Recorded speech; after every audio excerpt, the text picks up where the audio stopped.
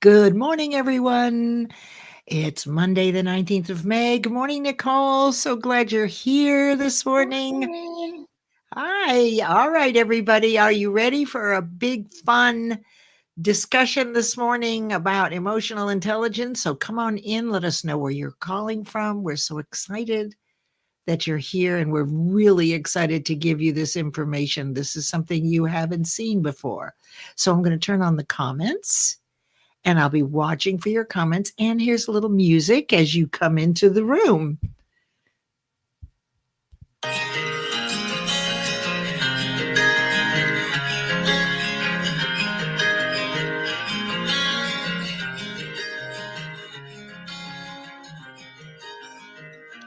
took my love, I took it down.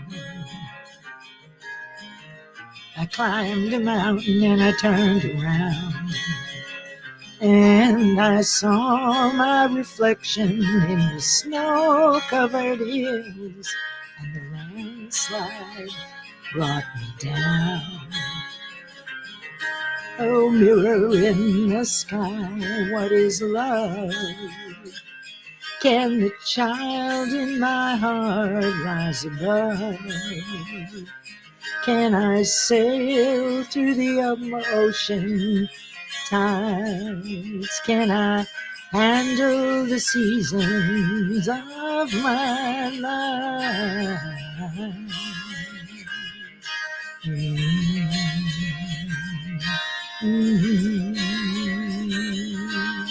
Well, I've been afraid of changing, 'cause I built my life around you.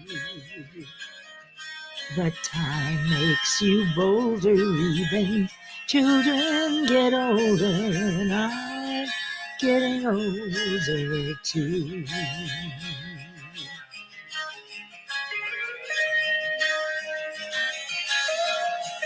Oh, hello, everybody. So glad you're here. Look at all the wonderful folks here.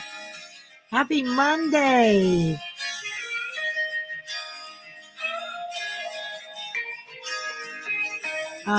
We see a surprise. Well, I've been afraid of changing, 'cause I built my life around you. But time makes you bolder, even children get older, and I'm getting older too. Oh, I'm getting older too. Take my love, take it down. Oh, climb a mountain and turn around. And if you see my reflection in the snow-covered hills, well, the landslide bring it down. And if you see my reflection in the snow-covered hills, well, the landslide brings it down. Oh, the landslide brings it down. Thank you, everyone. Look at all the people that are here. So excited to see you. Good morning, Nicole. Look at all the great folks. I'm so excited. Today is Monday. Hello, Adrian. And you want to, I guess I could do this, or you could do it, or I'll do it. I'll do it briefly here. Okay. So there is a representation from Calgary. Your ears must have been burning this morning, Aaron. That's all I can say. So glad you're here. And look, Omar is here. And so glad you're here. And by the way, yesterday at noon, and I recommend that you do a team replay. Omar M. did his weekly live at noon on Sundays, the season finale of Do We Really Know Them? And he had two people from Canada, first Aaron for an hour, and then Ingor Van Roy. I'm not sure how to say that. Really good replay. to hear more about both of those lovely folks that are in our community. And there is Adrian. Good morning, Adrian. So happy to see you this morning. And of course, there is Nicole and our wonderful friend, Christy Williams. Now, both Christy and Adrian, they're kind of the support, they're the fence posts around our community because these two people make sure that the highest value is always shared. So you'll notice that what they do is reshare things that are appealing and high value. And so we appreciate it so much. I do, and I know Nicole does too.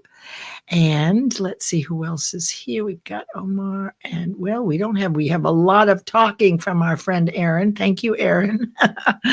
Lots of comments. It's okay. There's Joni Hargraves. So good to see you, Joni. Very happy you're here. And our wonderful friend Ashi from Toronto.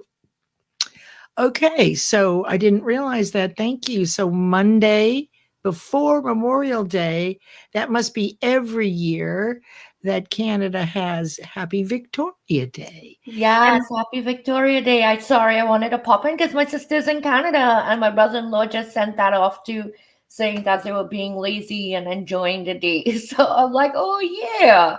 So I call and bug my sister today then. that's awesome. So is Victoria Day, I have to ask this is total ignorance here, because I haven't looked it up, no chat GPT, but is that from Queen Victoria? Where did Victoria emanate from? Anybody who can tell us, I'd love to know. It's um, really, I'd like to know why it's called Victoria Day. There's obviously a meaning behind it. And look at, Kenyatta. Gosh, I haven't seen you in such a long time. Kenyatta Um, is phenomenal. Do you know Kenyatta? yes, I wanted to acknowledge her actually because Please, last please. March I got to meet her in person in New York City. Oh my God, she is so bubbly. It isn't funny. Just the way that she is in her videos is just the way that she is in real life. Oh, I love that. And Kenyatta probably doesn't always make this known, but when I first came back on LinkedIn right after COVID, I guess it's about 3 years now. Um, she is very interested and knowledgeable about Napoleon Hill's Think and Grow Rich. So I was so excited to meet her because there are very few people teaching it, and almost no women. But someone has to keep it alive because the principles of success have been around for 5,000 years. But in that book, it has them all consolidated in one place.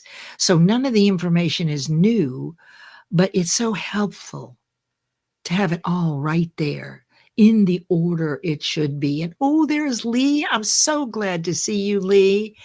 Lee is a wonderful new friend, very insightful, and always happy to see him. Please connect with everybody. And Savant, so glad that you're here. Is there anyone you would like to acknowledge besides who we've shared already this morning? No, I think we Okay. got everyone so far that came in the room, and I'm saying hi in the comments. Oh, Deb just popped in. Oh, look at there's Deb. Hi, Deb. You'll love today's subject. You all will. So why don't we just get right into it? So today, what we're going to do is evaluate our own emotional intelligence and our own level of awareness, of conscious awareness of our infinite potential. Let me just check LinkedIn, make sure it's looking good over here. Let me just see. I just want to make sure that we're live. Well, obviously, we're live on LinkedIn because you're commenting. Okay, so that was ridiculous. Okay. So, why do we want to know where we are in the levels of emotional intelligence and levels of awareness? So, that's what this is about today. Is really what is our level today? In what area of life are we looking? How do you know where your level is? Are you stuck on it, or does it vacillate like everything else? These are the things that you want to be thinking about, and also the people that you hang out with, your inner circle. Where are they? Now, this is an evaluation. There is a certain amount of research, but the whole idea here is that the more information we have about where we are on our journey, and there's not a lot of this out there. This comes out of my vault. Most of you know that for 15, 16 years, I taught a 12-week program over 65 business quarters that included the principles of success and everything I've learned in personal development over 25 years, including this, including universal laws. So everything was consolidated. So unless you're in this program, you probably never saw this. You might have somewhere, but I doubt it. The idea here is that we think in pictures. And it helps to hear things, see things, take notes. All of these physical movements that we take bring up a certain way of feeling. And this is not about judgment today. This is about evaluation and being objective about yourself. So, thank you. Oh, look, Mariana is here. Hi, Mariana. She's calling from Serbia. Yes, Belgrade, Serbia. Thank you for writing that in there. I always have to think and remember. I love it. So glad that you're here. One Let me other just. person popped in. I just wanted to say hi too, because I don't know the name. Who? Betty O'Gill from Uganda. Well, Thanks for no. joining us. Yes, thank you. And listen, oh, Betty has a special name. Oh, I don't know if I can remember it. I think I know what it is. It's Tenacious Betty O'Gill. Because early this year or last year, when we were doing the values and virtues on Errata, ways that people enjoy living and aspiring to, right? We want to lean more toward positive values than the negative ones. We've got them both. But Betty really has the most amazing story. You must connect with her. And the word that day was tenacious. So while I don't always remember everything, I remember you. Oh, and look at Charles is here too. Hi, Charles, one of my favorites and a big supporter of Nicole. And I'm just glad he's here. I love it. I love it. Okay, so keep in mind here that we think in pictures. All right. So when we think of something we want, we, with our imagination, bring up a visual image on the screen of our mind. It either makes us happy or not.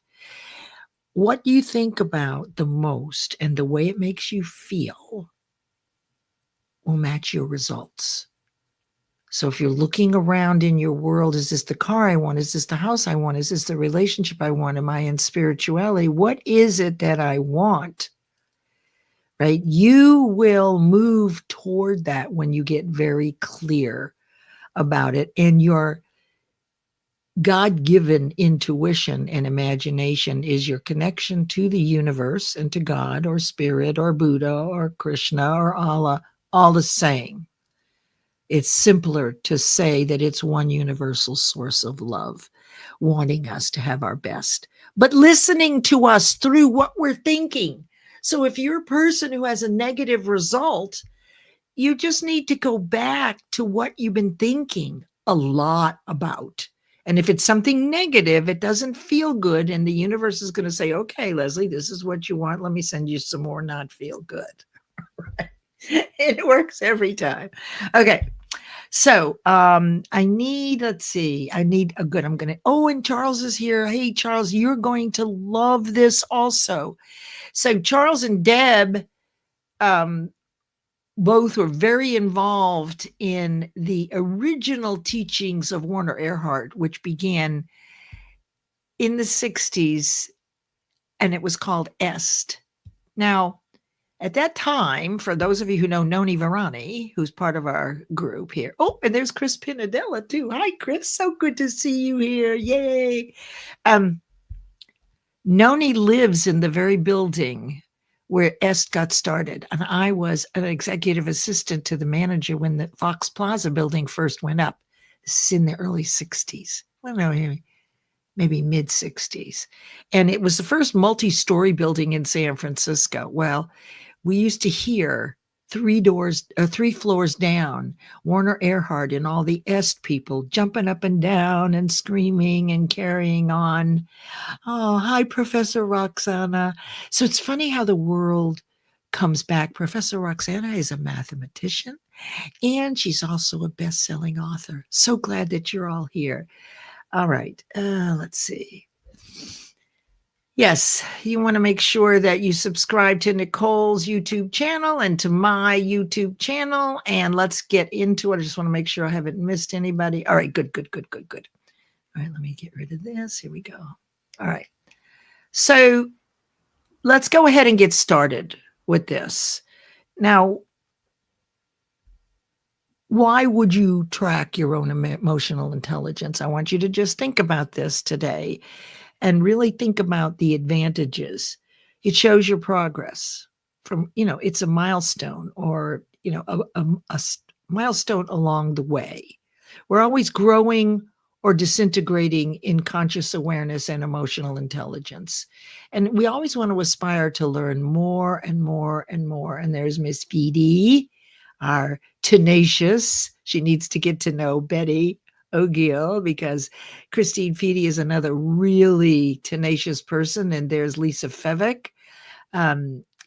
Lisa is a registered dietitian, helping people get clear about what foods to eat for yourself as a woman or your partner. If you have a partner that's in menopause, what foods help alleviate the symptoms. But also she puts out a newsletter every week and has a live show every other Tuesday afternoon, if I'm not mistaken. It could be Wednesday. Okay. So we want to look at what areas of life. Now, you know that there are a lot of different areas of life. And today, let's look at business. Okay, we're on LinkedIn. We're doing business of some sort. So the area of life that I want you to focus on in your life is business in general. Doesn't matter whether you're corporate, entrepreneur, doesn't matter whether you're looking for a job, you've just found one. It doesn't matter. This is about you and how you look at things so that you can evaluate where you are on the journey and also pat yourself on the back. And you will have a visual confirmation of this emotional intelligence. So this is really about you having clarity. And anything that's confusing to you, don't worry about it. Ask a question. I don't see Anjan here. He's usually here as our physician from India. Okay. So let me make sure I got all my notes here. All right. One thing we know for sure about emotional intelligence and awareness, it grows like any muscle in direct proportion to its use. Coming here every Monday, attending consecutive professional and personal development lives and trainings, whether it's on LinkedIn or anywhere else, is exactly how you exercise the muscle of awareness, how you grow it. You can't just sit back and read. You have to actually take action. So here we go.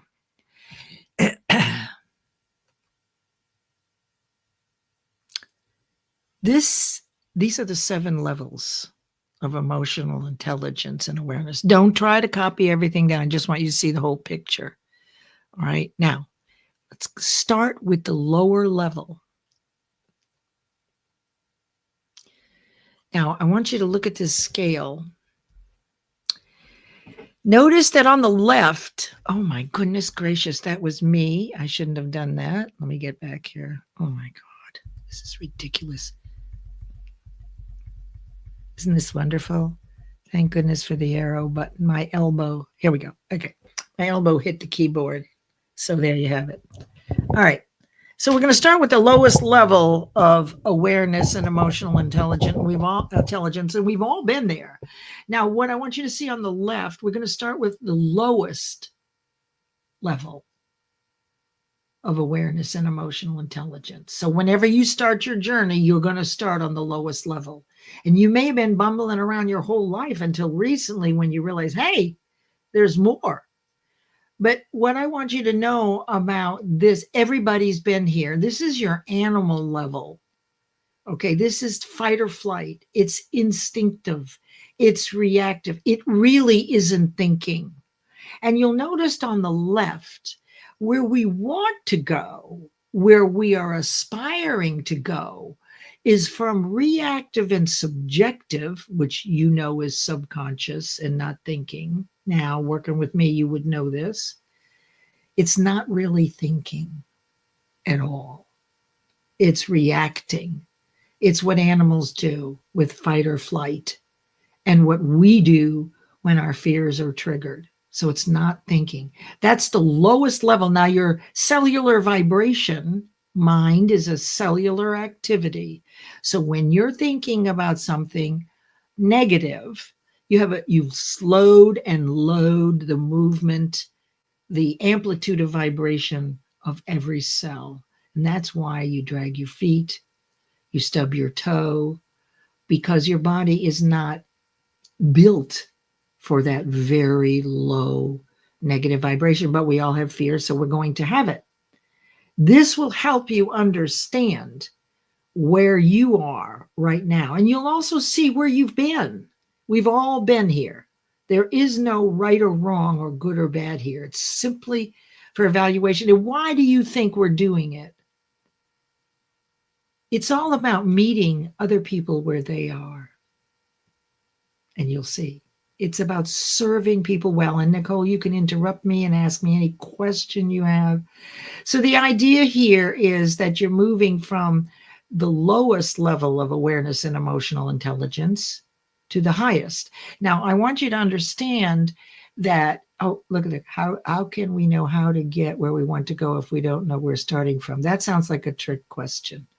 So this is a Deb, so this is a place where you can plot where you are. And that's what you'll do here. You'll see where you want to go, where you're going because you're here. The question is when you get clear and you can distinguish, you see this clearly in a new way, you can get there quickly. It's not confusing. The idea here is to have things be clear to you, that this is a process that we all go through. We all start at some point.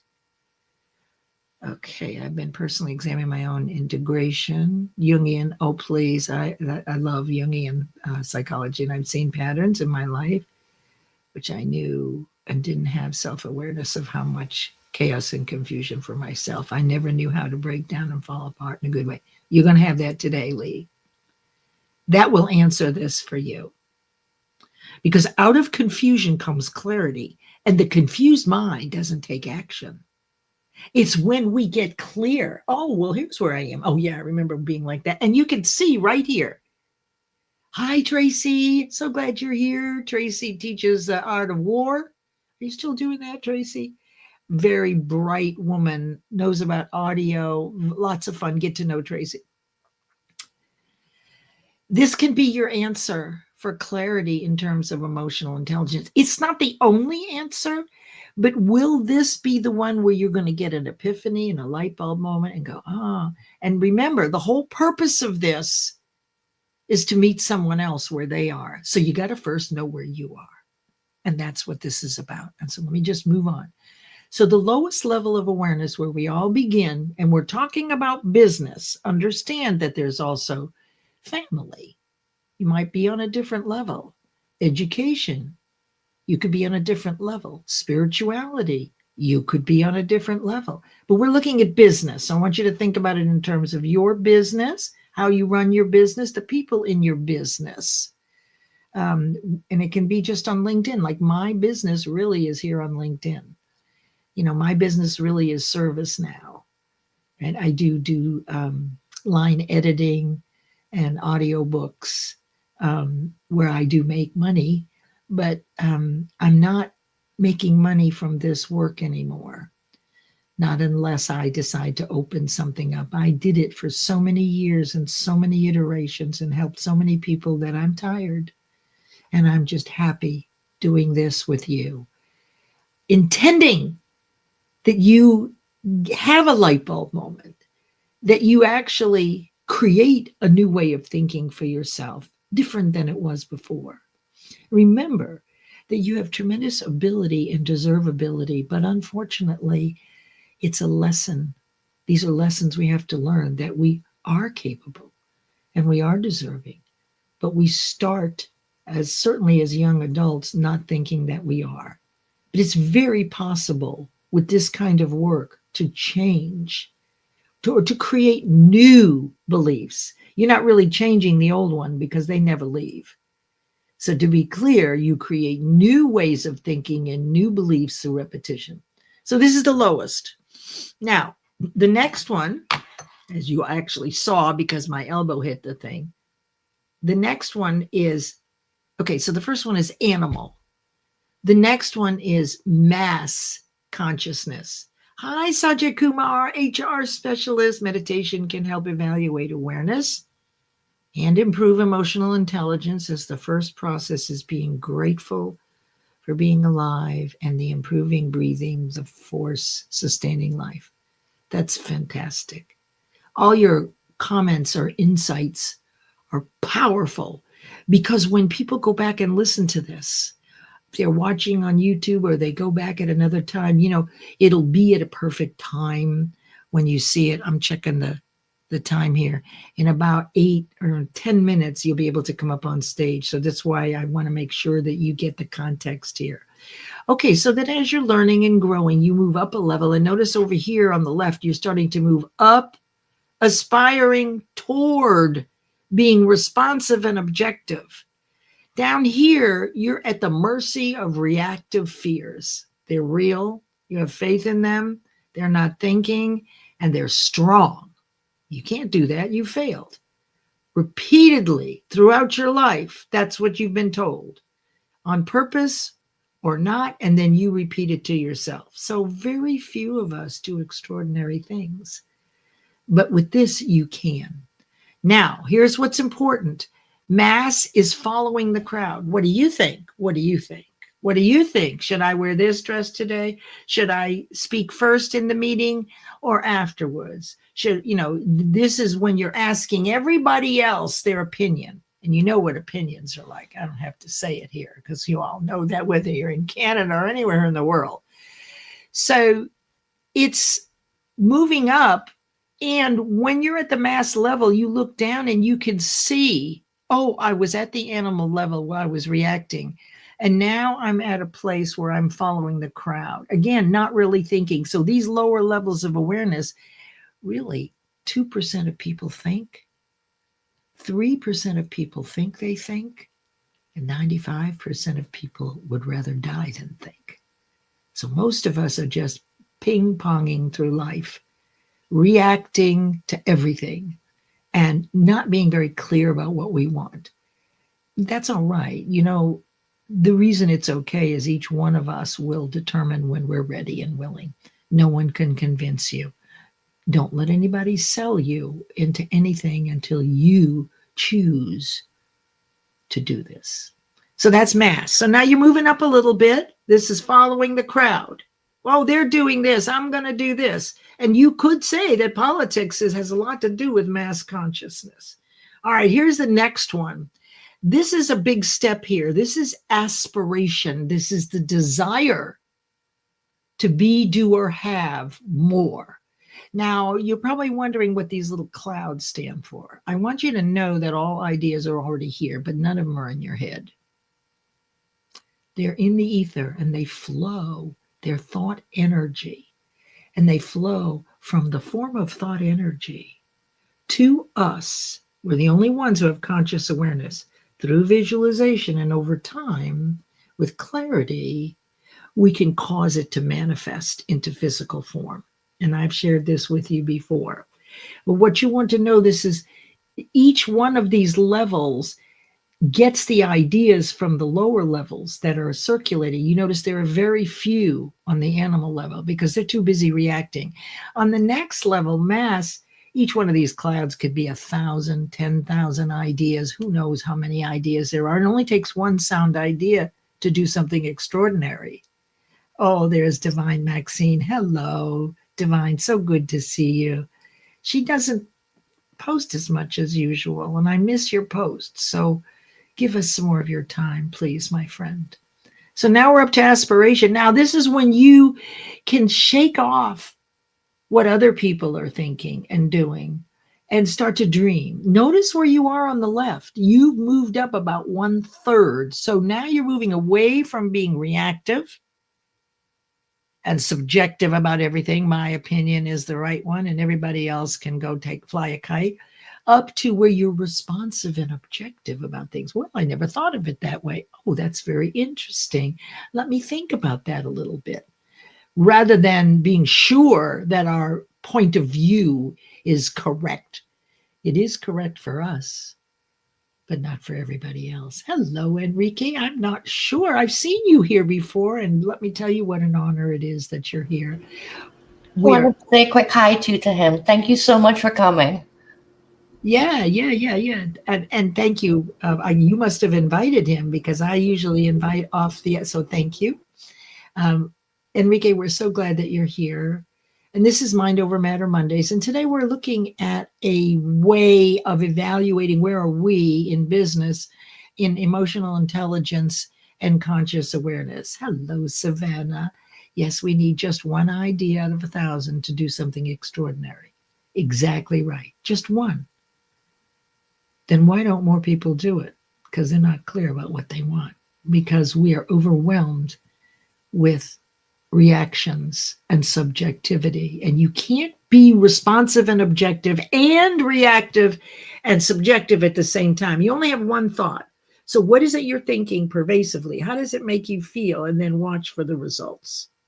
Whatever you really believe about your ability and deservability is what you're going to get. So, if you don't like what you have, you got some work to do. All right.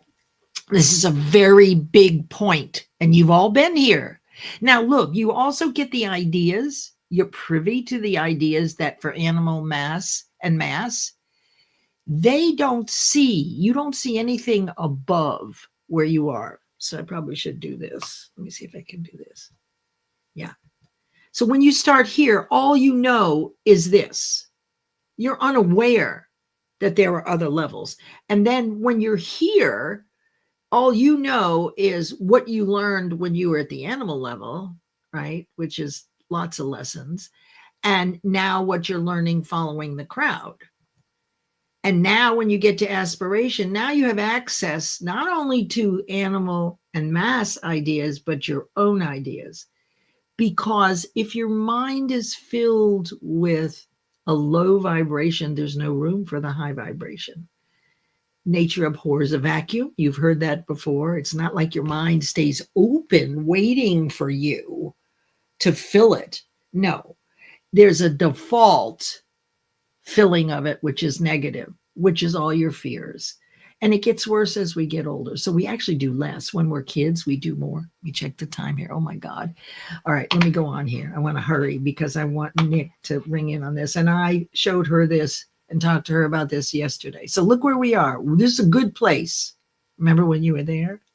When you started thinking, oh, there's got to be more than this. Then this is where we separate the women from the girls and the men from the boys. This is individual. This is the place where you step away from the crowd. You have all been here where you decided to do something and you wanted to do something, but you did not listen to everybody who was on the animal mass and aspiration levels. I came to understand all my patterns and my shortcomings when I got all my resentments out on paper and noticed the common threads and what my part was. Awesome. You should love this then. I fell in love with this model. And I've been teaching it privately for years for people to get clear on how to help others. So I'll show you. So now at the individual level, you have access to all the ideas of all these levels, but you don't know that there's anything above. So where you are is where you are, but look where it is now here. All right, now look, this is when you step away from the crowd. You've done this. Now, this is discipline.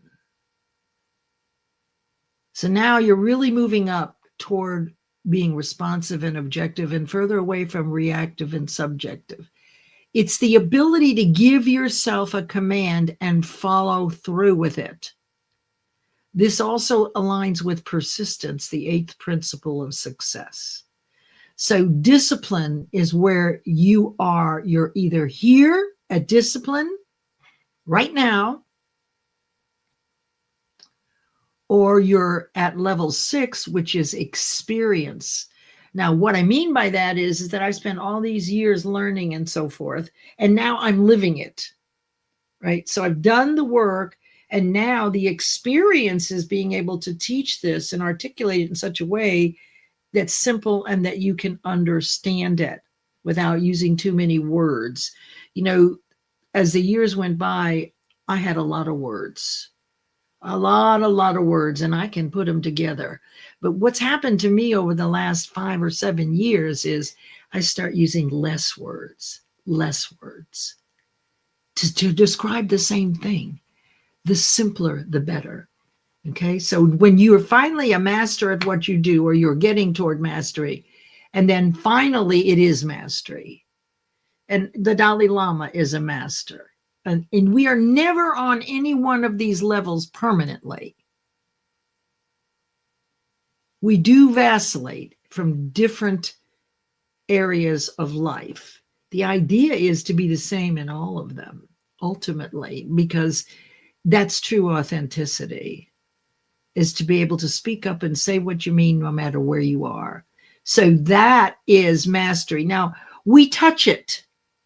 We have moments when we're being masterful. I know Aaron, when he's teaching, he has moments when the mastery takes over, when you're actually downloading the information, you're context competent. You could teach this to anybody, no matter their industry, and use the proper examples so that they get what you're talking about. So anyway, so now let me look at this. So this is the ultimate. Hi, Peter. So good to see our HR exec here, Peter Mulfleur. So much fun. Get to know him. I think he's still out looking. He's in the Texas area looking for a new role to support people in human resources. Connect with Sajid Kumar. He is up in Canada, and he's phenomenal in HR. Divine says, yes, I've been oscillating between discipline daily and sharing experience. Excellent, excellent. So here it is. Where are you? Now, this is the question. Where are you in business? And a little fun thing I'll show you. This is what's next, which is a blending of the knowledge gap or the performance gap with these 7 levels. But let me go back over here. Okay, so where are you on this scale in business? Why did you choose it? Where is your inner circle? You're just thinking to yourself now, well, where are they? Are they with me on the same level? Are they at a higher level of awareness? A lower level of awareness? What about your audience in general? Where are they? This audience right here is at 5 or 6, touching 7. Can you be at the same level of awareness in all areas of your life?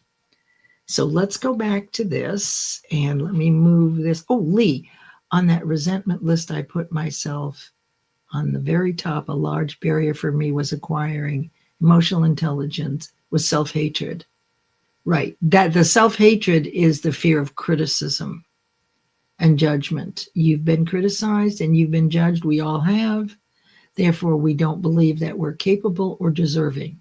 All this work, it's actually moving you up that arrow.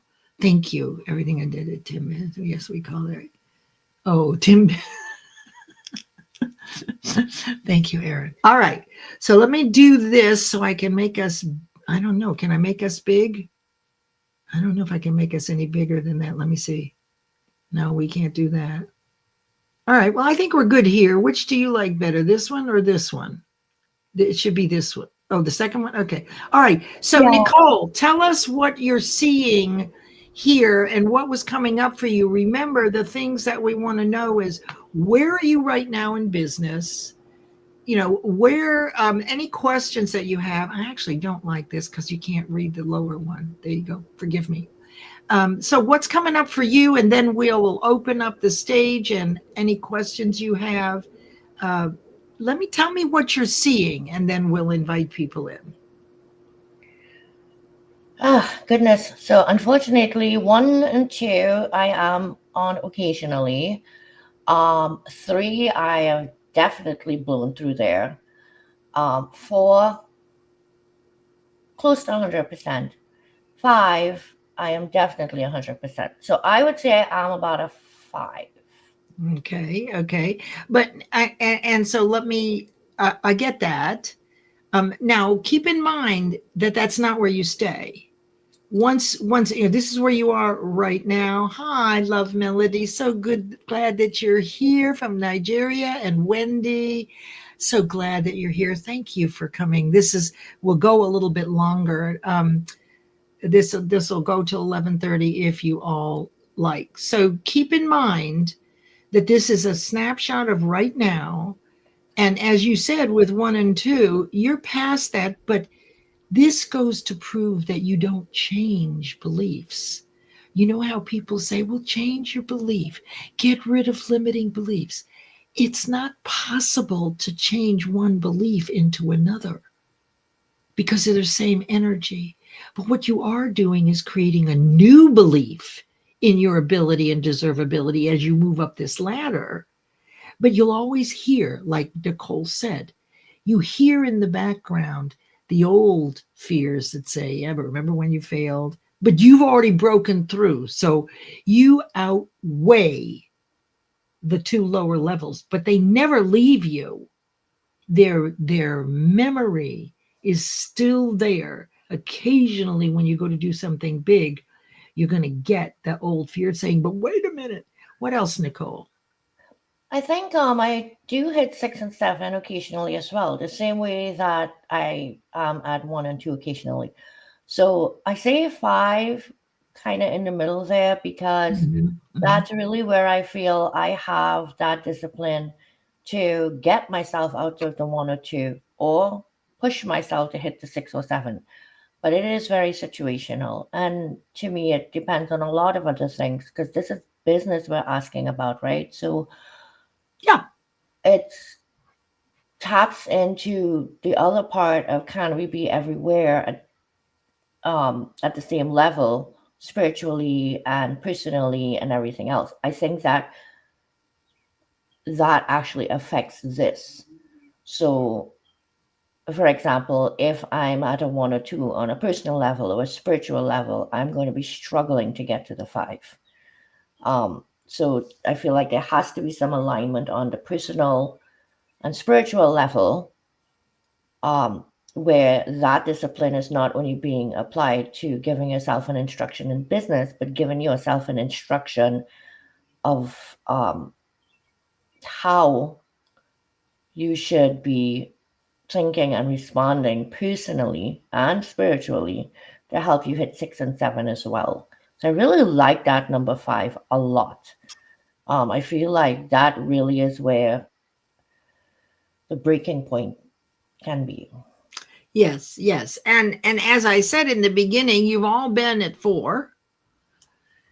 We live in five, six, and touches of seven. That's kind of how I look at it.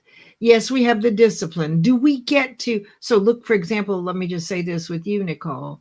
Do you have the discipline to coordinate 36 authors and three books at the same time and publish them all? Yes.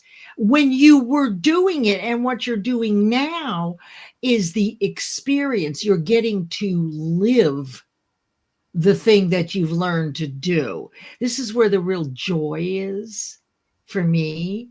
It's like, and from the people I've worked with, is when you actually get to do the stuff that you spent all these years working on. As far as the, I'm sorry, what, dear? No, I said yes, that's true. I do agree with you with that. I am definitely, at least insofar as the business aspect of things, I'm tapping in regularly to the learning through experiences and the mastery as well. I think that the other parts were not necessarily fall short, but like the three and the four are still a little bit like you say, the old way of thinking, right? It never really goes away. That But it gets quiet, doesn't it? it does, and for me, those parts are the um, my goodness, security over um chasing dreams, but am I just chasing dreams or am I actually building a future?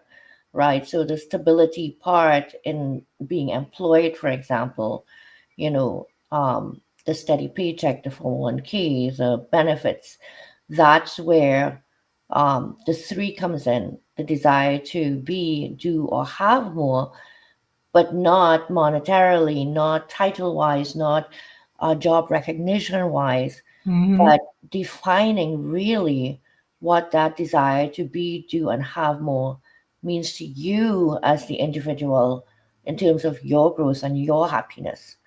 So, like, that's why I say, like, I feel like there needs to be some alignment with the personal that uh, kind of relates to the business in a sense. And it does, and but there's also a stark difference. Oh, look at Felipe's here. Hey, Felipe, so glad that you came in. You must have a day off today because you're usually not here. Anyway, what we're doing is we're looking at these levels of awareness and emotional intelligence to reset the room for people that have just come in. And we have someone in the studio, and you'll be coming up here in just a minute.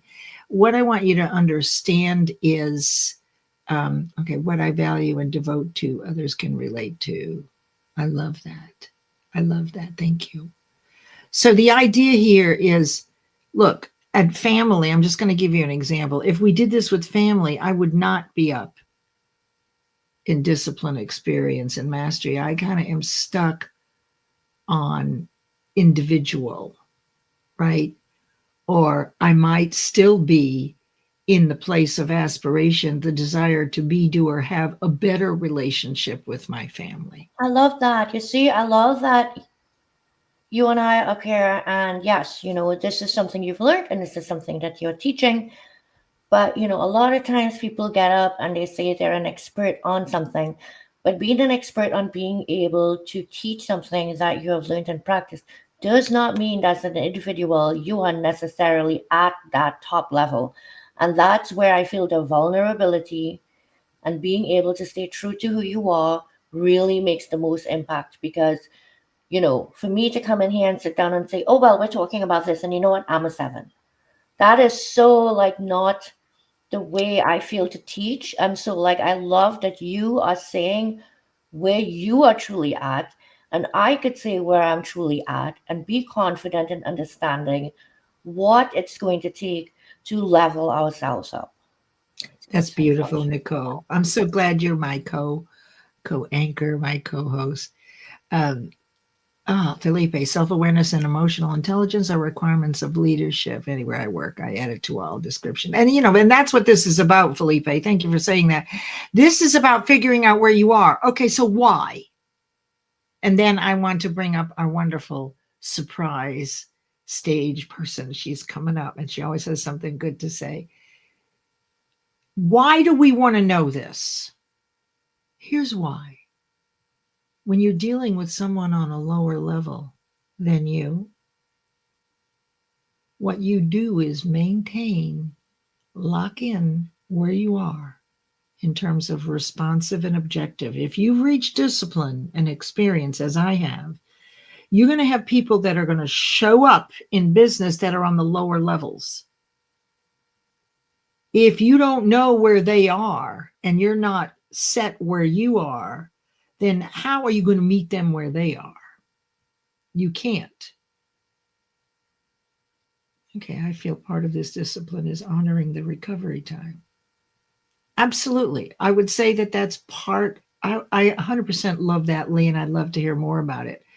So the idea here is you put on your boots or your spiked heels if you're up on 5 or 6, and when someone is hurting, that are on the lower level, like maybe they're on 3 and they really want to be, do, or have more, but they're so frustrated they just don't know what to do next.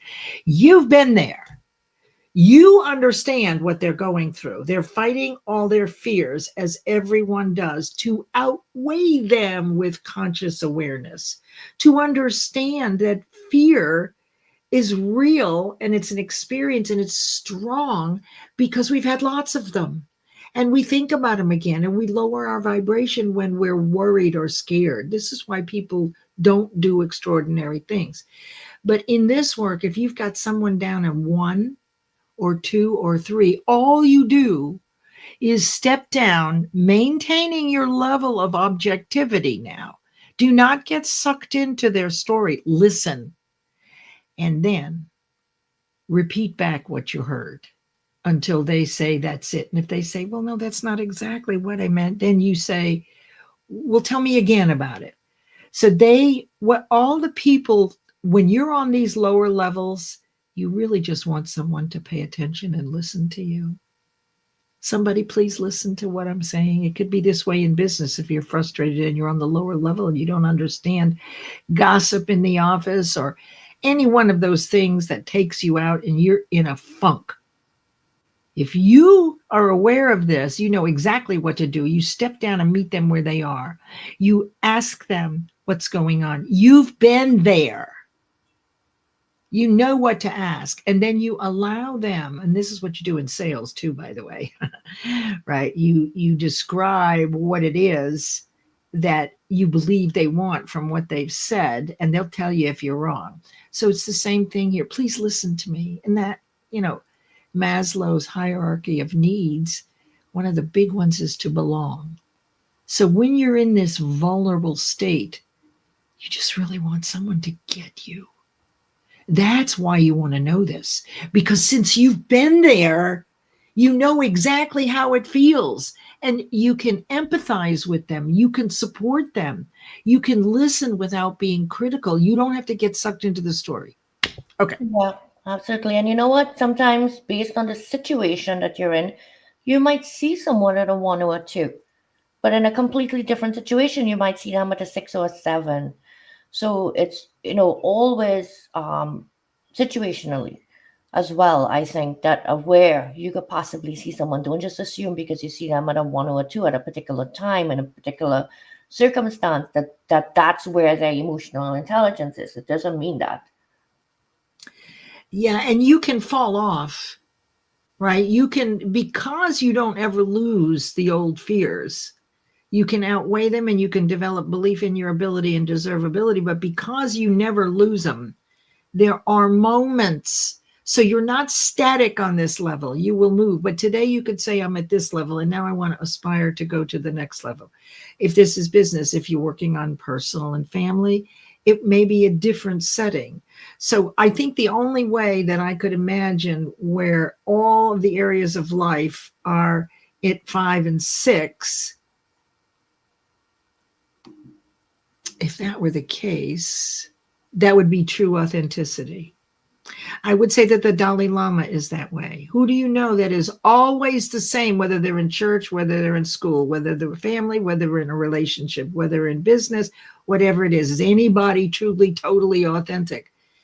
Even myself, knowing this about myself, it's fluid, right? So you could lilt from different levels. The important thing to know here is, though, that you have attained this.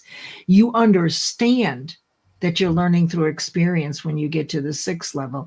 No one can take that away from you. So you're able to step down and support anyone on their journey because you already know they're reactive and subjective. You're up here close to responsive and objective. So you have to maintain your cool and step down. Yeah. To be Well, with. let's bring Christine step up. Yeah, I know. I got to stop talking. All right, it's your turn to talk. Now, let's see. I don't know how to make this. Let me see if I can make. How do I make this smaller? I think that's fine. Christine, as Okay. long as we could hear each other, I think that's the important part. Hi, Christine. Good morning. Hello. Hello there. What's Oh, my girl but seeing today? What's coming up all for right. you, Well, my I dear? like what everything that was said. I like the idea that it's fluid because something can set me back. I can have a setback that totally levels me in a situation, and I'm back to square one. Mhm. I do think it's different in different environments. I do think I'm more prone to, believe it or not, my family might agree with this, be better at work than I am at home. With certain things, I got to behave better. And yeah, I maybe because there's more guardrails at work, I don't let everything hang out. But the job I do now is I am a matter expert. So that's good and bad for me because of ego. And also because of insecurity with certain things. I want the approval. I want the gold star. I'm like, look at me. Look at how much I know. I got to be careful of those. Um, I've worked on them, but now I do think that I really get more out of a bang at everything when I am a team player. And when I do just come there to help and support, and I don't need all the credit. And that I think is a huge shift and change. And I actually feel better about what I do and everything else. But every once in a while, it creeps up. And and sometimes I catch myself and sometimes I don't. Like somebody's running a meeting and it's like I can't resist but add XYZ. And I got to ask, does it need to be said? Does it need to be said right now? Does it need to be said by me? But I don't always catch myself. I'm still um so I might put myself as high as a 6 um you know Mhm. at work, but at home I don't know if it's me or we go back to so many things of our family of origin and the way people see us, even if we're trying to change and we have changed. My husband explained this to me recently. It's just it takes time. They've got to see that change for a long time to trust it and believe it. Oh my God, I love, love, love your share because it started to make me think something, right? Um, when I was employed, I feel like I always um, had that situation as well where I wanted to speak up. I did speak up. Then, I felt like maybe I always needed the recognition. I always needed the pat on the back. And now that I actually work for myself, things that I thought that were things I needed to improve upon, right? Um, I don't feel them at all. Like I don't even know how to explain that. Like I'm just talking out loud here. Um, I don't feel like I'm impatient, or I don't feel like I'm overbearing, and that's the feedback I get. It's not just that I don't feel that way. Um, and I wonder if it is because I was in a work situation or when in the work environment, I am not truly allowed or allowing myself to just be myself because I feel that there are expectations. Mhm. I feel that, I need to prove that I need to prove my value. And I used to think that honestly, those things came from me. Like I had lack of self confidence. Somehow, since stepping into my entrepreneurial journey, I realized that that actually isn't the case.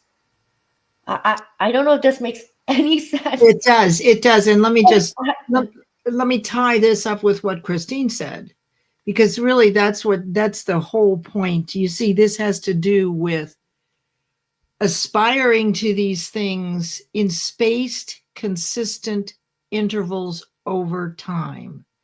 Add to what your husband had said, Christine, and what you're saying here, you have practiced letting go of the fear of criticism because that's exactly what happened at work, right? When they said that the feedback that you're getting, I don't know how to move this around so that we have Christine on top. And anyway, so what people fail to realize is that this is a lifelong process. It takes a lot of practice to outweigh the fear. Now, where you are, Nick, is in faith. You have faith in yourself. You've proven it. You've disproven the fear that those criticisms are true anymore. They were, and they really were real, and they bothered you, but you're in a different environment now, and you've been practicing. You don't pay attention to those fears anymore. So what you're doing is building a new belief or faith in your ability and your deservability. And that's what's happening with Christine. Christine, what do you think?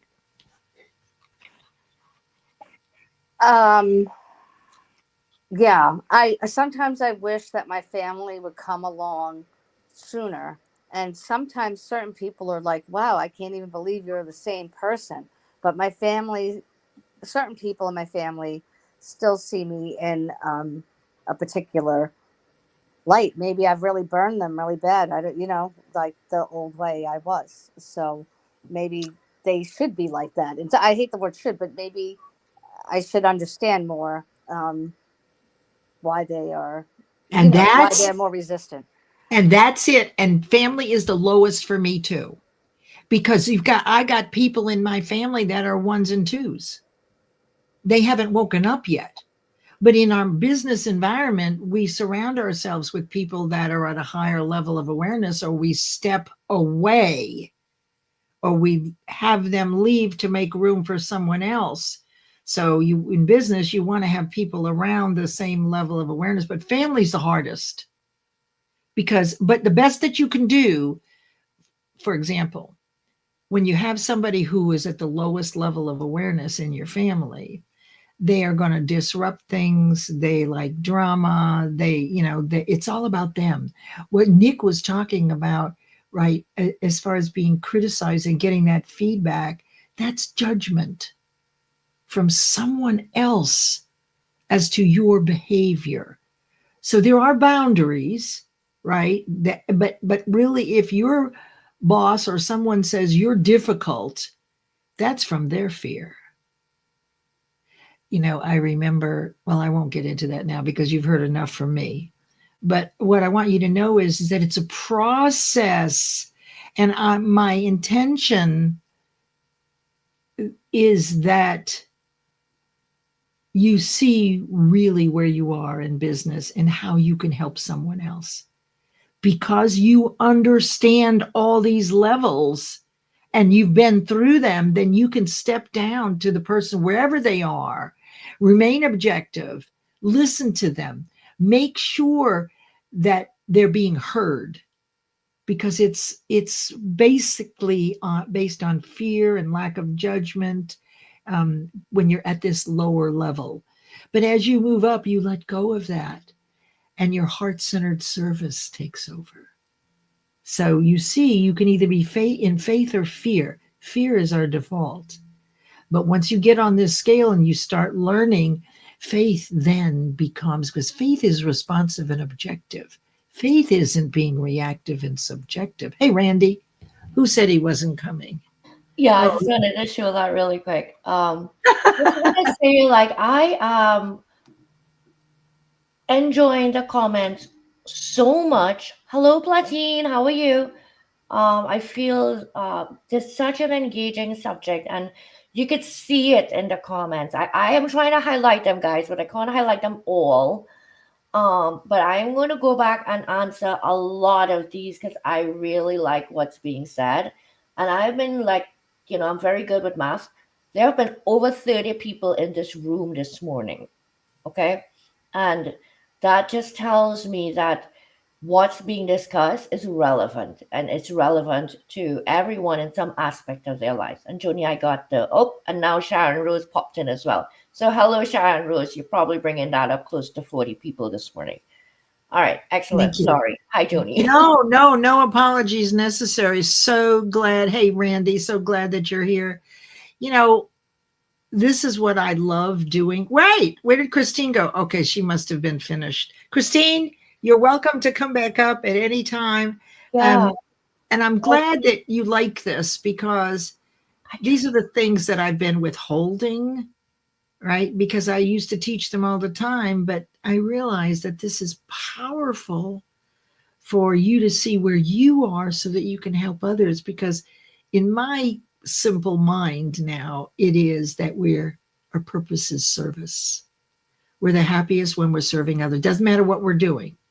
You know, at one time I was a publisher and I loved that. And it was service to other people. And I moved on from that to something else. But it was always about service. So that's what this is really about. It's identifying where you are so that you can be helpful to others because you see where they are.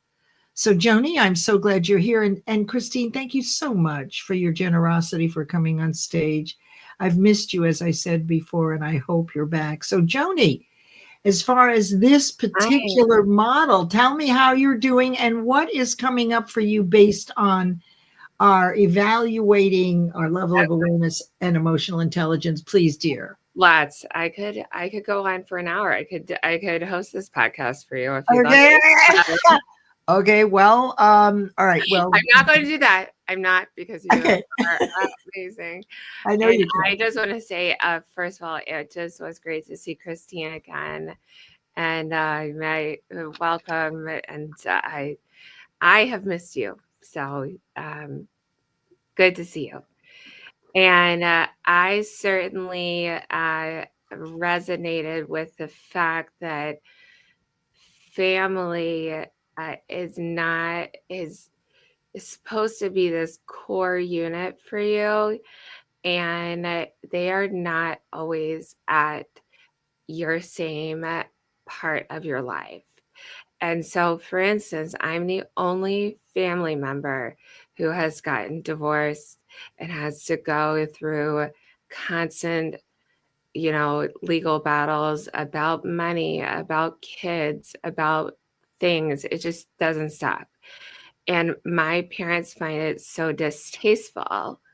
And that's hurtful to me, because I'm like, I didn't choose this. Like, I may have chosen the wrong person to marry, all those years ago, 18 years ago. I mean, like, this has been going on for 9 years. And so I have learned to really be kind to their reflective responses, because what's the point? Like, they haven't walked in my shoes. I haven't walked in their shoes, which seem like they're a lot comfier than mine. But it's simply, I have gotten to a point where I really feel such empathy for other people dealing with just life struggles, and like that's where they're at in their exact life. So, so we were talking about business, but even if it's in, family, whatever area it is, so what are you getting from this that Well, gives I you a think clear, so for business purposes, yeah. I'm very empathetic as a leader and treat Mhm. everyone as an individual, and really ask them to come up with any creative ideas that they can do to enhance my business, because I'm just one person and they're all benefiting from working together. So, all ideas are certainly taken, even if a lot of my guys didn't graduate high school. I mean, like, that means nothing to me. Like, they just have some really interesting ideas on how to improve the proficiency of what we do. And I really do think it's so interesting. So, here in Illinois, in the United States, teachers follow by a similar level of ranking. And one of their ranks is standardized testing. And I want to that's something that gets me mad, because yes, I was excellent at standard testing, but I was not excellent at giving teachers the respect that they probably deserved. I would say my opinion. I would be frustrated and that they didn't understand like what I was talking about. But kids are judged on standardized testing. And that's in the same essentially like grouping as social emotional learning and gifted programs. And so it's emotional wellness, I suppose, goes with the social emotional learning. But like, how can they all be grouped together? Like, it's learning to be a good human being is learning to reflect on yourself and learning that we all have our own journeys, and it's so important to just take a step back, understand. I'll give you guys a quick story about this, just personally from my own life this weekend. So I'm filling up my pool, maybe like it went an inch over the top. My neighbor, he calls the city and lodges a complaint against me because some water got in his yard. And I was like, like I need another problem right now. Are you kidding? I have to go to court over an inch of water spilling out of my pool. I was like, it hasn't rained here in God knows how long. Enjoy the free water, bro. Enjoy it. But see, now this is where this is perfect that you brought this up, because this neighbor is here. And so how are you going to deal with this? So right now, and so I right now I think like he's going through some like marital issues, and I think he may be losing his job. I don't know. I don't want to like say something I don't absolutely know. Are you friendly with this neighbor? I mean, do you say hi and hello? No, I mean, his daughter has babysat for me before, and he's angry. He's angry. I was just curious that what made him not feel comfortable. Like just coming over to me next to each other, like for a while, right? Like that to me is such a big step to turn around and call. I would think it's a big step for anyone. Like who would turn their neighbors into the city for their pool overflowing? Well, I'm saying, like, that's crazy that it went to that, and that before, because he's on the lowest level of awareness, completely dominated by fear. Yes. Right. Complete. And so are you going to let him trigger you, or can we use this to, like what you were pointing to understand where he is? He wants to be heard. That's why he's making a big noise. People don't hear him. He's not. Like, I can't even go in my yard to enjoy my yard. And I was like, I actually don't see any wetness in your yard. Like there is a teeny trickle of water down our side fence that's like plants that need the water. It didn't even have chlorine in it yet or anything. So obviously something is going on in the background. And so for now, I am just going to be patient, and I would never do that to a neighbor, but that also, like kind of what Christina's saying, that's angering to me as well. I kept that inside because I'm more emotionally intelligent, but I don't have $500 to pay a fine for my pool overflowing. Like, but like, is keeping that inside like emotional intelligence in the sense that I don't know, holding that anchor inside? Like, to me, kindness wise, I would have just gone up to his door and knocked and be like, "Hey neighbor, what's up? Everything all right?" Because honestly, if someone told me, I would have made sure that I took care of it. You do know that was an intentional, like. I did try to, and he said, "Back away. I have already called the authorities. I'm going inside and I'm going to try to clean up this mess. And I'm like, the mess? Like, what are you going to do? Put some towels by the fence? Like, just so it was ridiculous. But, you know, I would tend to agree with what Nick said. I mean, couldn't you know, what I would I want to tried, do he is, said, back up. okay, so then there's nothing else you can do right now Like, other this than, person I, during COVID, had a non-alcoholic beverage in the driveway with. And, when their dog died, I got them an inscribed plaque for their backyard, like to like put there. And so clearly this is not about me and my stupid pool that's so small anyways. But you know, you do have to understand, like, not everyone has experienced the same level of that's right. trauma. Like I'm like, I'm sorry.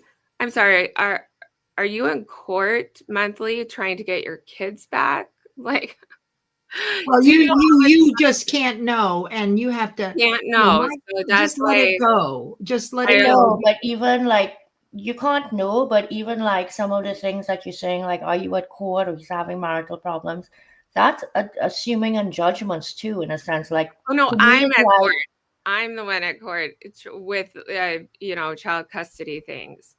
But maybe he is having marital problems. That's just, I'm not saying he is. Maybe he is losing his job. Maybe that's true. I don't know. I know his son is autistic and it's really hard for him. His daughter's amazing. But like, honestly, like, I think that decision to immediately not come to me and then go to the city and, you know, I have city people coming out here to check on my pool, and and then I have a ticket that I have to go to court about, and I'm Well, like, just apologize, of right? course. The path of least resistance is that this. So now you understand. It doesn't matter whether he's going through a divorce, whether he has a difficult child. None of that matters. What matters is that he is not being heard. He's afraid that he's not going to be able to be in charge. It's an ego thing. He's not Exactly. thinking. It's not thinking at this level. It's reacting to he's not getting something he should. It's not fair based on his right. So I would love us to move back into business. Yeah, let's Into move back into business. I please. just want to share that because it just shows the different levels Yes, that you can be. And I so appreciate your room. And so we can go back to business, and it just, it is. It's frustrating. Family is the hardest thing. I will tell you.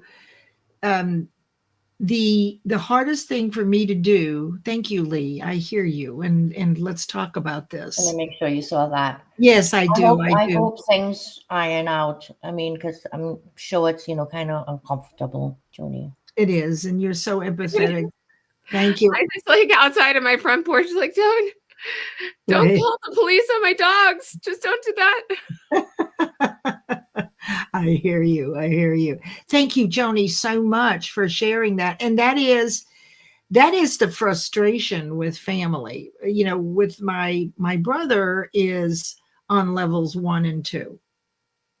He is the kind of person who gets on the HOA board so that he can run around and give citations, right?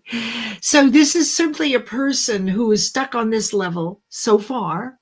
It doesn't mean that you'll always be there. In fact, when you're on your deathbed, you will get it.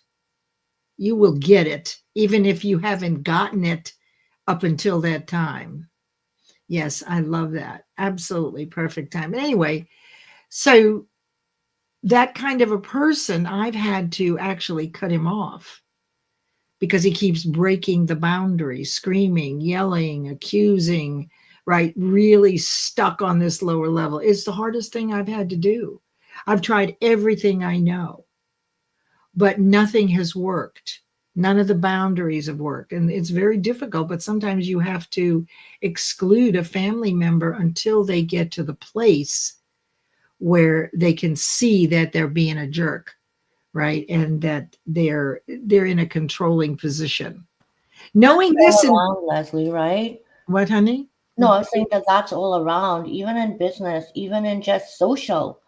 Um, we have our boundaries, and somebody's going to scream bloody murder, they're right, and I'm going to scream bloody murder, I'm right. And, you know, that's it. You come to a point where you realize that um, you feel the way the person's thinking of you is judgmental, but the way you think is also judgmental of them. So you simply go your separate ways, and you continue to just do you, and respect the other person, let them just go their way and continue to do them. I think that that's where the responsive and objective really is. It's the ability to let go of your personal point of view, which is based on your own experiences and fears, and let them have theirs. When Mm-hmm. people say to me, you should do this, that really gets my hackles up, because that tells me that that person believes in their articulation that their way is the right way for everyone. You should do it this way. Why? I should give up my own standards, values, and ideals and take on yours and let mine go? When the happiness and peace is not within, what would or can you give? Okay, enjoy your journey. Thank you, Bob. Hi, Bob. So glad that you're here. So so as we get down to the end here, anybody who wants to come up on stage, please do. To go over this a little bit, to look at this again as you leave. And let me just say that this is a presentation that you may want to watch again. Yes, it is a choice when unhappiness isn't the stronger of the two. And unfortunately, through research and experience, most people are in the default of fear and reactivity and not thinking. It's just the way it is. And some get consumed by survival mode. Yes, well, you don't see this, because if you look back here, that's a very good point. Let me get over Well, at here. that point, they don't see it. They don't realize that they're in survival mode because of whatever's going on with their head and their experiences, and they're lashing out. Right. And see, when they're on this lower level, right, someone in survival mode, they are not aware of the other levels that they're available to you. They're clueless. And then you move to the next one. And okay, so you know a little bit more, but you're still following the crowd, and you totally get what it's like to be on that fight or flight level because you've just been there, but you don't see anything above you. You don't know that there are other options until you do the work. Same thing with aspiration. You don't know what comes after aspiration. You think that that's it. You don't know the other stuff yet. But then as you move up, now here's where you step away from the crowd. This is where Joni becomes empathetic. She does this in business.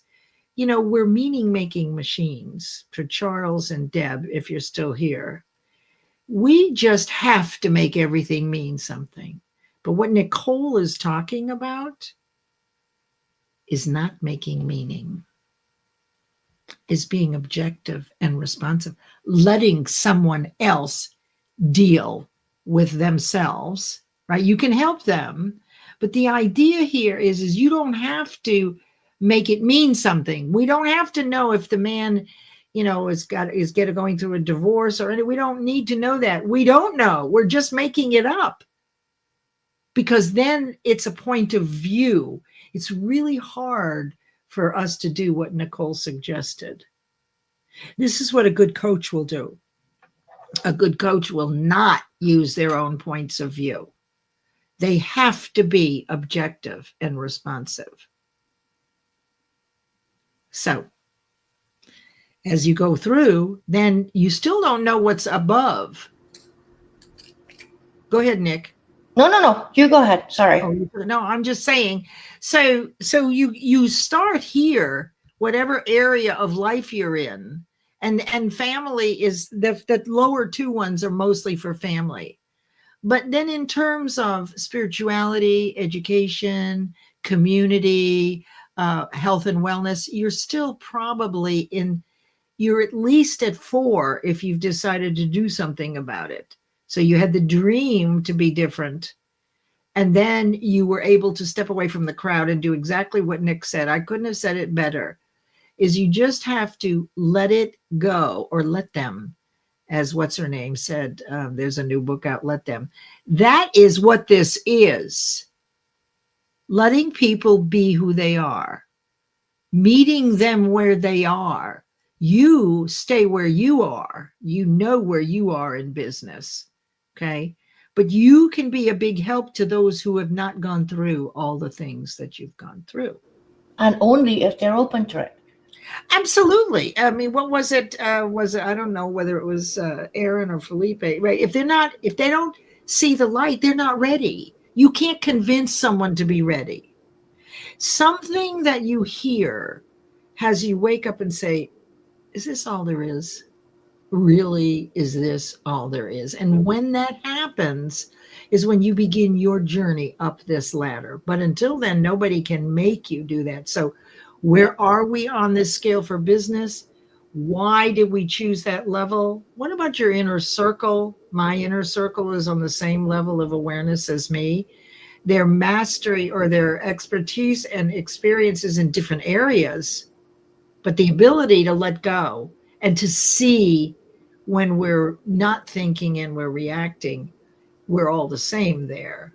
And what about your audience? Have you got a whole bunch of people that don't have a clue yet? Or do you have people like in this group, this room, where people are always at 5 and 6 in business? They've done the work. Oops, sorry. So, and then can you be at the same level? I don't know that it's possible, unless you're 100% authentic. I Maybe that's feel like my inner circle in business, both below and above me. Now, I am on the lower and higher part of the scale at different times, but I think I'm mostly in the middle. And the reason I say this is only because, based on some of the conversations I've had with other business owners, like actual face-to-face conversations in a Zoom or on the phone, Mhm, or mhm. even in the posts, the type of content that they share. Um, for example, it makes me think that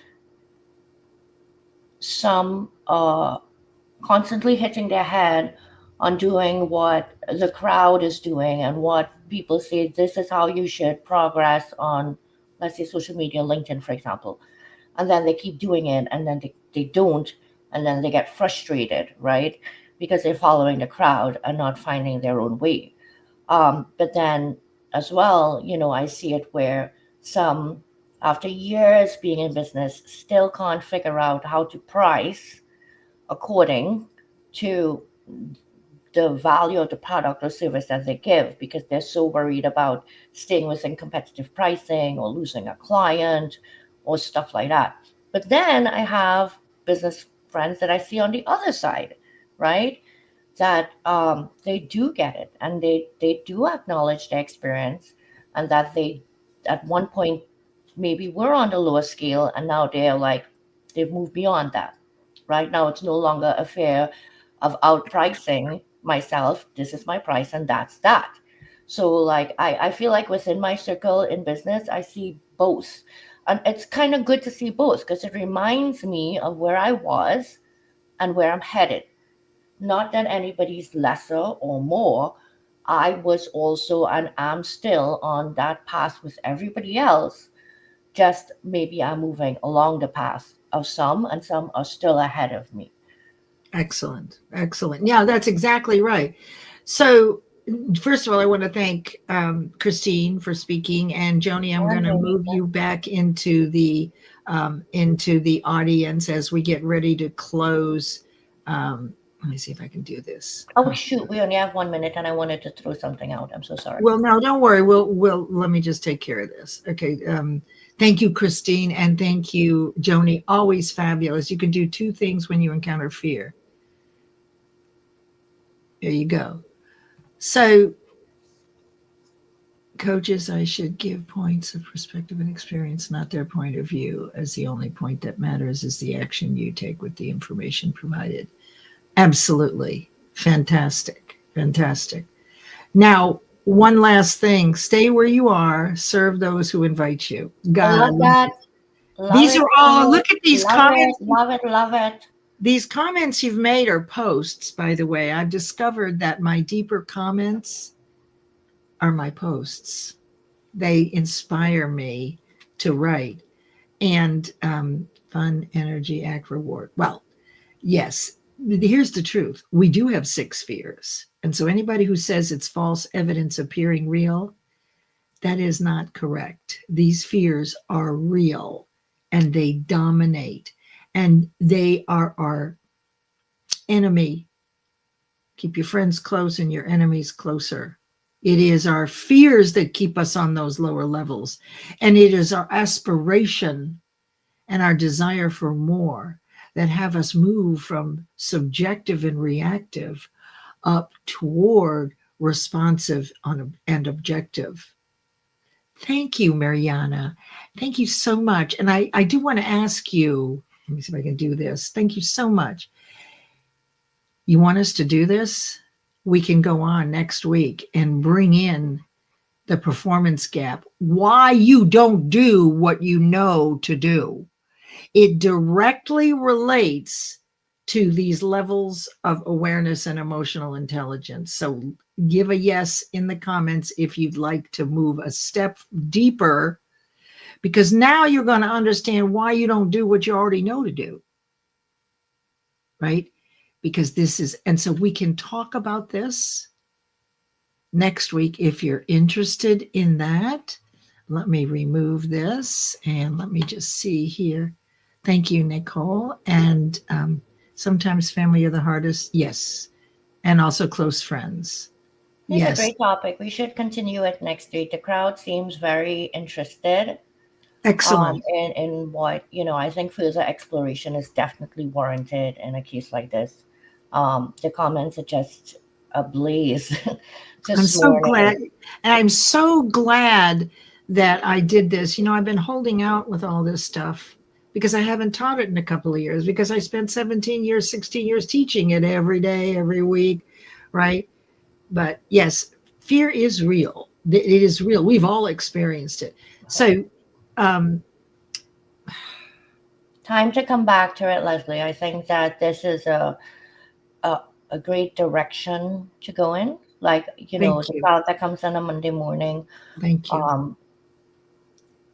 certainly know what to expect in terms of what they're going to be able to walk away with a Monday mindset, right? But this is like taking it, it's like drilling down. Exactly. It's And data that's what I mining. really like about it. Yeah. Thank you. I know we're gonna cut soon, and I always tell Leslie when she tells me, "Go ahead and talk about what's coming up for you." Yes, yes. I No, don't you like to use this show to do that. do it anyway. But I just like I start my week this way, and it actually sets the tone for me quite a bit.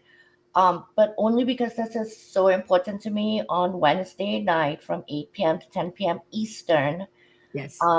I am co-hosting a fundraising event with Jen Lynn Ford.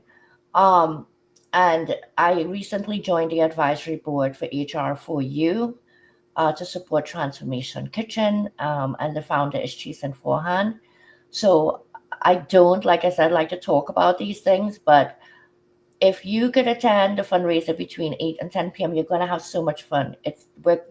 Gentlemen and I are going to go head and head battle. Who tells the funniest joke? Who sings the better song? It's going to be a pajama party, really. So we're going to be in our jammies. We're going to do a bunch of fun things.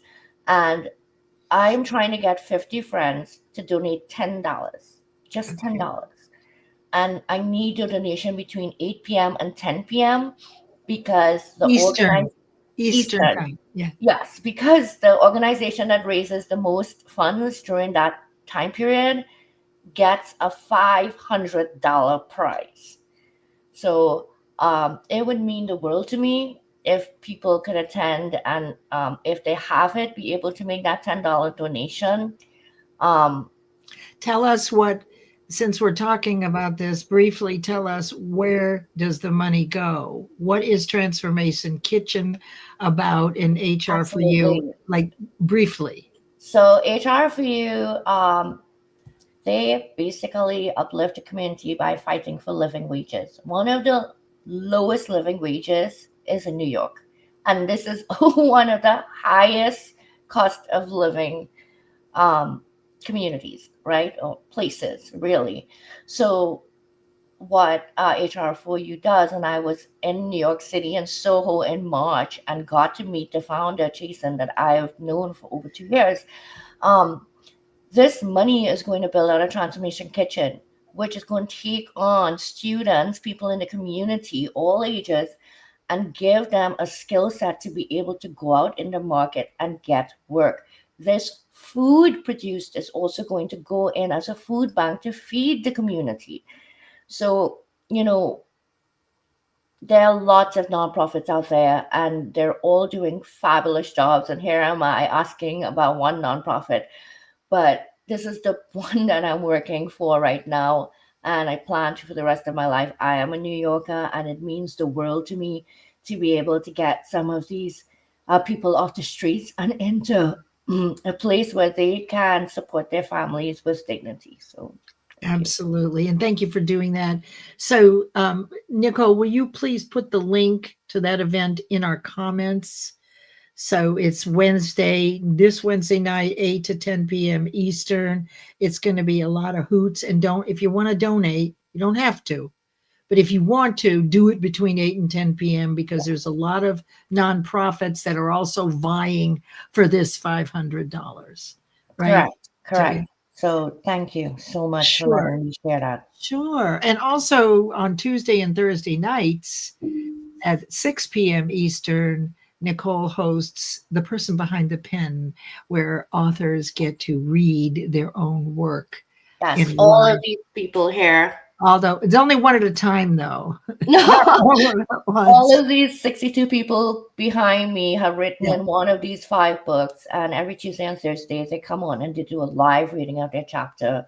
It is so incredibly meaningful to hear the person who wrote it read it, and Yes. you're able to ask questions. And Yes. I'm grateful to have the chance to do that. So it's going to be That's running a long time with 60 something people, and I have another one coming in July. So we're going to be adding to those 60 something people. oh, that's fantastic. And for Thank me, you, Majana. I'm sorry. I'm saying thank you, Majana. Oh, yes. Thank you, Mariana. That's wonderful. Very Um, honest. Also, for me, you can catch me at 10 a.m. any Friday talking about Think and Grow Rich, the principles of success. You'll notice that they'll come in. And so our Mondays now, if you like, Nicole, and because this has been such a juicy topic, we'll go deep. If you're ready for it, come and let's go deep.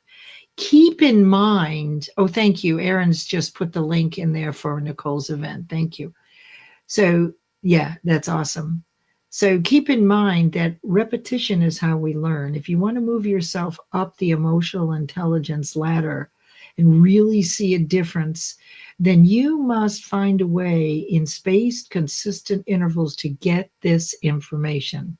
And I'm doing it on Monday and Friday, right? Nicole is doing it Tuesday and Thursday. And then many of us have weekend things too. There's a lot of ways to keep yourself fed with new information. It's not about the new information being the right way that you should do something. It is a way you could consider, and are you ready? One day it may not make sense to you, the next week it might, because we're always growing in awareness of our infinite potential. But sometimes we slip back into our comfort zone, but then we get curious and we grow again. So it's really this 3 steps forward, 2 steps back, 3 steps. But effectively, what you have is momentum. That's what you want. So it's through the consistent thinking in a certain way, in spaced intervals over time, that actually helps you develop a new appreciation for your true ability and your deservability. Yes, this was fabulous. Thank you, everyone. I'll sing you on the way out. Reach out to us. Thank you. We both just love doing this with you, don't we, Nick? We just have so much fun planning and doing all this. So we're a little, what, honey? Go ahead. Have a great week. Yes, everybody have a super week. I'll sing you on the way out. You can go ahead and leave whenever you like. Thank you for being here. And all of your comments will be locked in. So when people are listening to this again, they're going to get your input, which I think is really, really important. In addition, because not only the way I say it works, the way you say it works too. All right, everybody, have a fabulous, fabulous week. Thank you, Nicole. A little Stevie Nicks for you. I took my love and took it down. I climbed a mountain and I turned around, and I saw my reflection in the snow-covered hills till the landslide brought me down. Oh, mirror in the sky, what is love? Can the child within my heart rise above? Can I sail through the changing ocean tides? Can I handle the seasons of my life?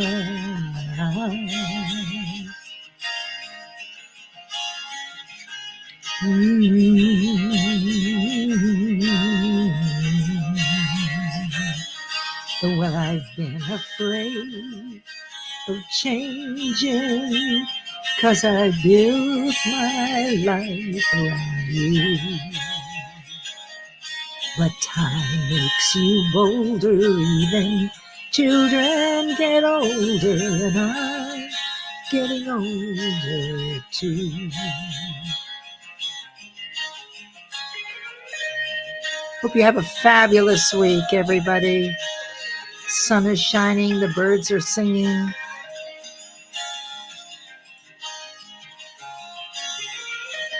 Reach out to me and Nicole, any one of us. Follow and connect with everybody that is on this comment list. Well, I've been afraid of changing, 'cause I built my life around you. But time makes you bolder, even children get older, and I'm getting older too. Oh, I'm getting older too. So take my love, take it down. Oh, climb a mountain and turn around. And if you see my reflection in the snow-covered hills, well, the landslide bring it down. And if you see my reflection in the snow-covered hills, well, the landslide bring it down. Oh, the landslide will bring it down. Have a fabulous week, everyone. You bless us.